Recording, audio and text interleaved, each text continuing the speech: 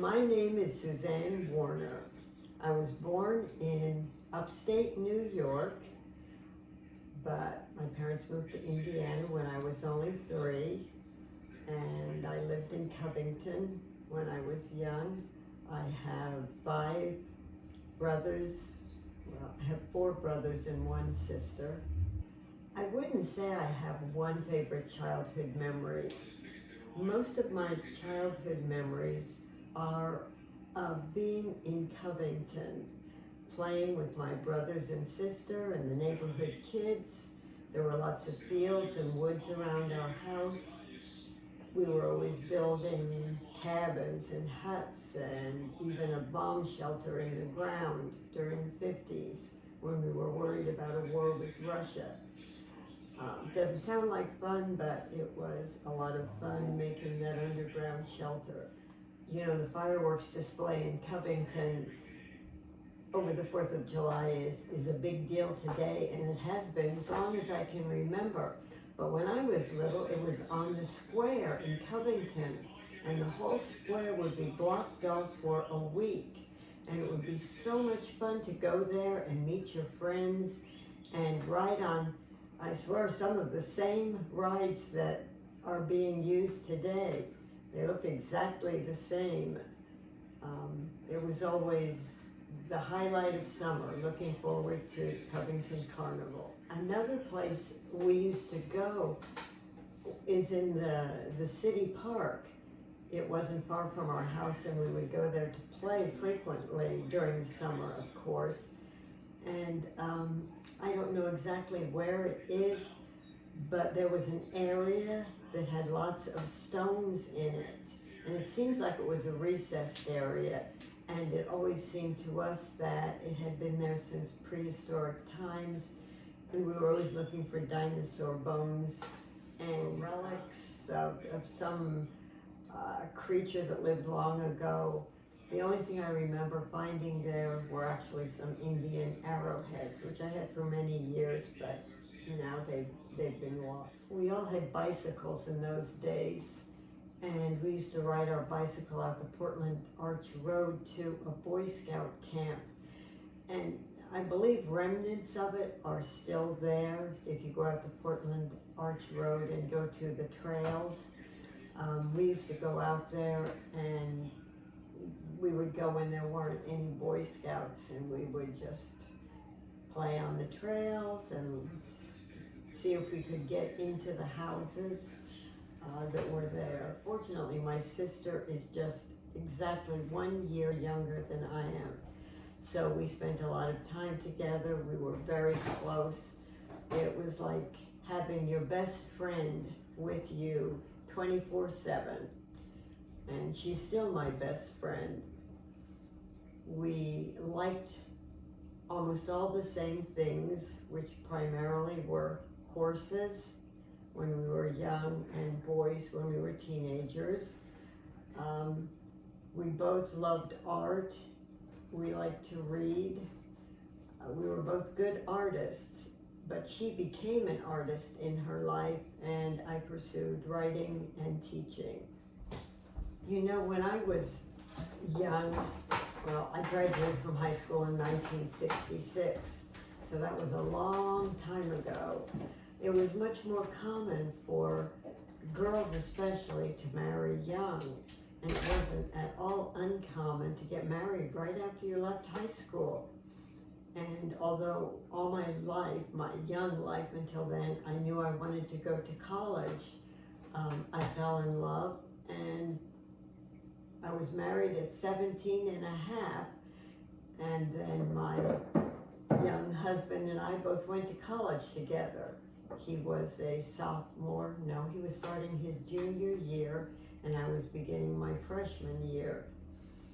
And it was fairly uncommon for a girl who married early to go to college, but my parents paid for my tuition and my books, and I went for 2 years until I had my first child, and then I was forced to leave for a few years while I was a young mom. So I actually took off 4 years while my husband was teaching school in Merrillville, Indiana. But I was determined to go to college, so when Christopher was old enough to go to daycare, they had a daycare center at Indiana State University, but they told me my youngest child had to be potty trained and had to be 3 years old, and so that all happened around the same time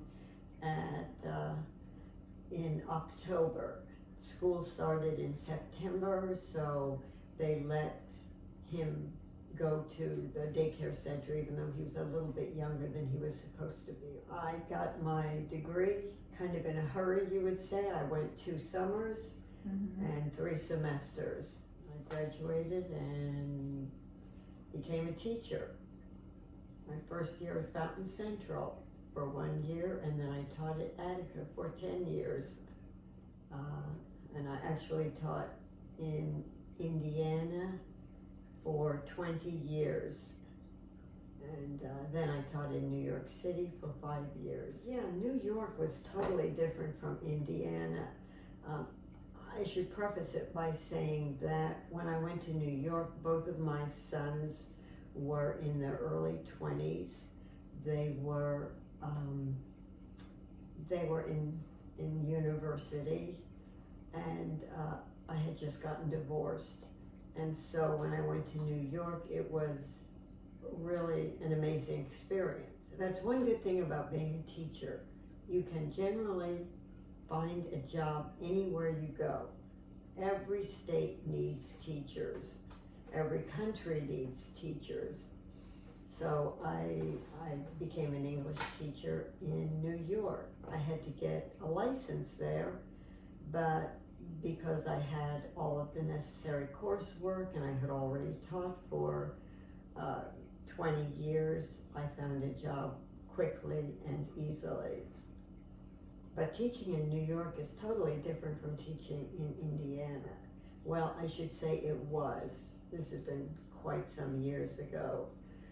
But basically, most of my students were what you call big city kids. And you guys all know that Attica and Petersburg, or Fountain Central High School, don't have big city kids. So it was a big change for me. The kids were very hip, very wise. They knew a lot more about the world than the kids in small towns in Indiana did. New York is so big, oftentimes kids get lost. They fall between the cracks, is what teachers often say. The schools are so big that there's just not enough personnel to take care of everyone, to make sure everyone gets a good education, to make sure that everyone gets what he or she needs. So I got a job with a new experimental school that was small.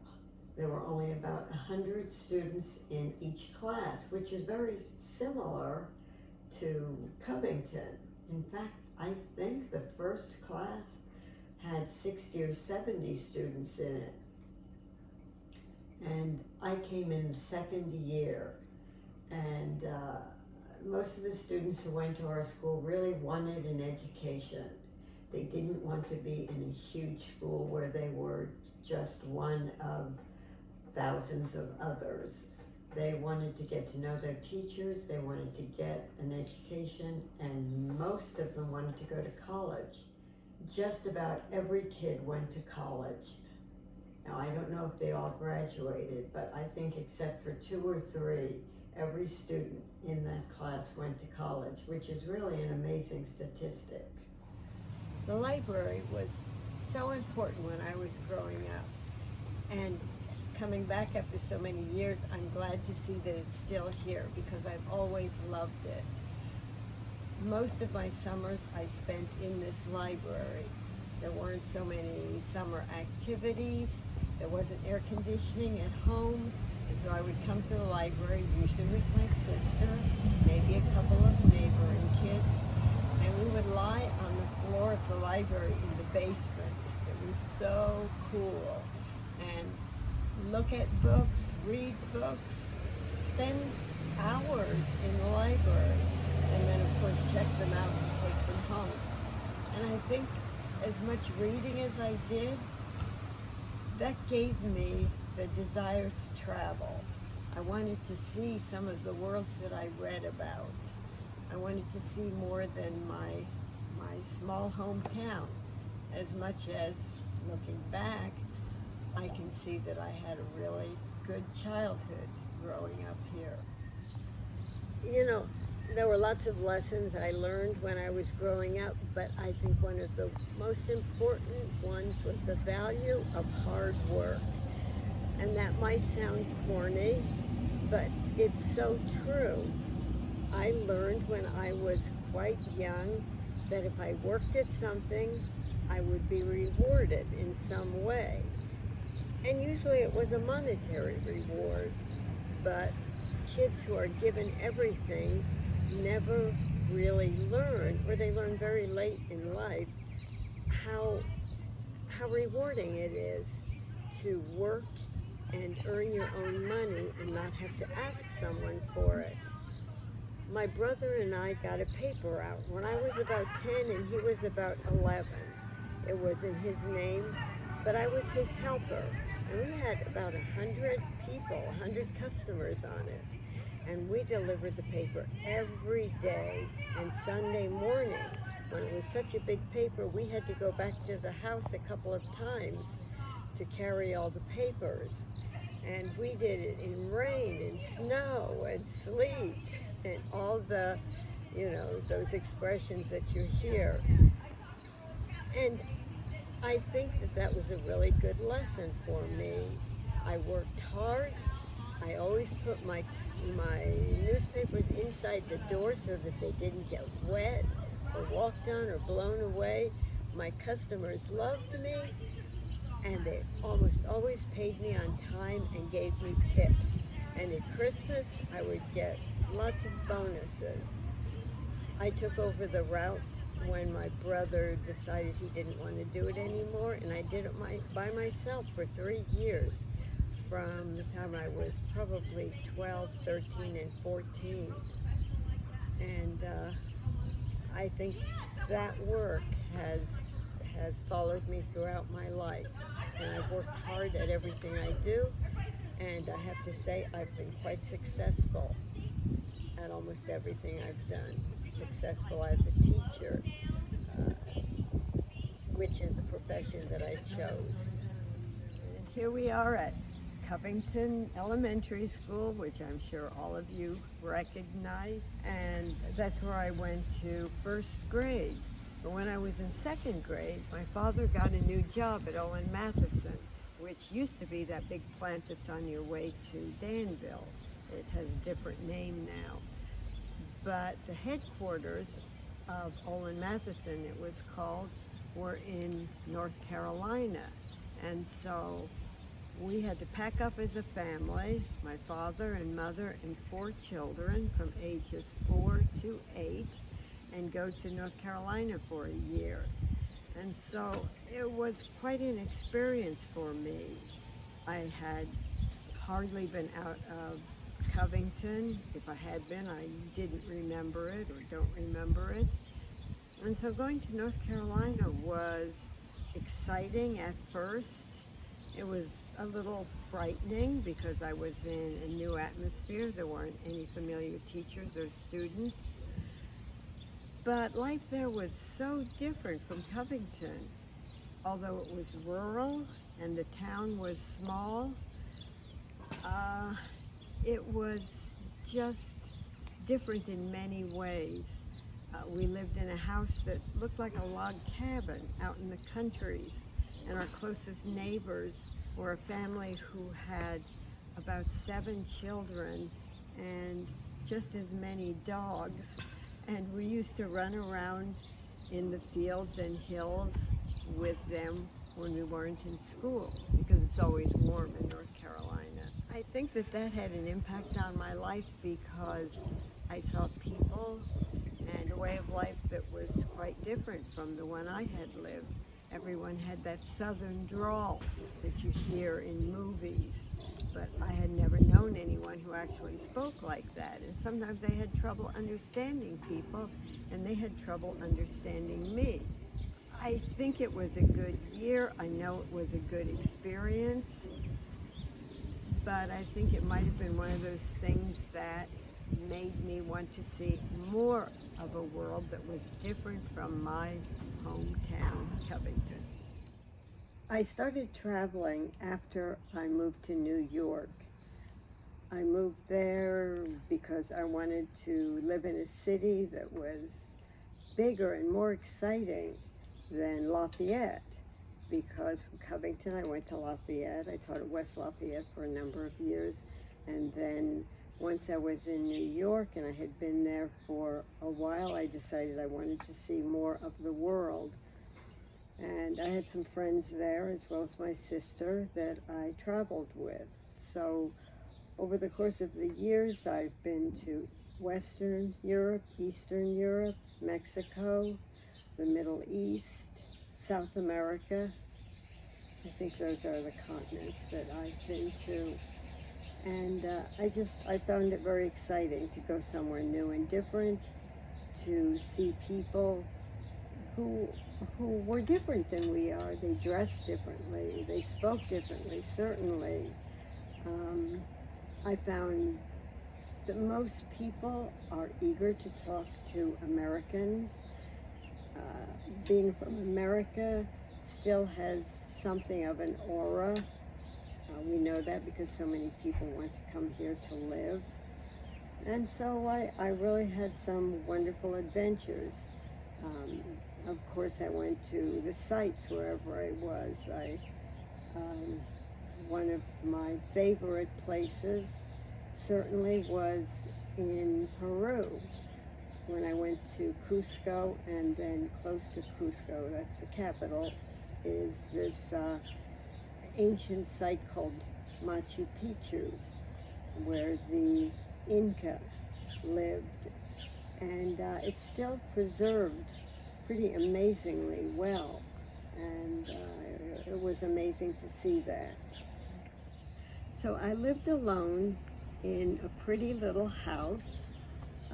It had 2 bedrooms, and for the first time in my life, I had a maid, a woman, a lovely woman, who came to my house 2 or 3 times a week, and she would cook for me, she would clean the house, she would do some yard work, she washed the clothes and hung them out to dry, and it was just really a unique experience for me to have someone doing those things for me, because here in the United States we equate having a maid or an employee as something that rich people do, and I certainly wasn't rich. And I remember I used to sit in the house in the morning and she would be cooking.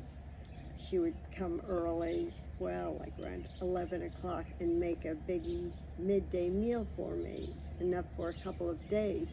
And I'd be writing, and I could smell the smells from the kitchen, and it even reminded me of Covington when I was a girl at home and my mother would be in the kitchen cooking. One of the other reasons that I went to Ecuador and I wanted to have the full year was to write. Remember I told you that when I was a girl, that was one of my dreams, to write for publication. And I did write first one novel and then another. And although they haven't ever been published, I'm really proud of the fact that I have 2 novels that I've written. One last thing about Ecuador that I'll say is that I met Augusto shortly after I got there, in fact, because he's a friend of the couple, the dancer and the musician, that I became friends with. And now we've been married for almost 20 years. So he and I together traveled extensively. through Ecuador and in South America. And so there was a very happy ending to my story. I also bought a house in Ecuador, which I still own, and we go down there every so often and stay for a month or two, visit with our friends, and have some more adventures. I also learned to fluently speak Spanish, which was another of my goals.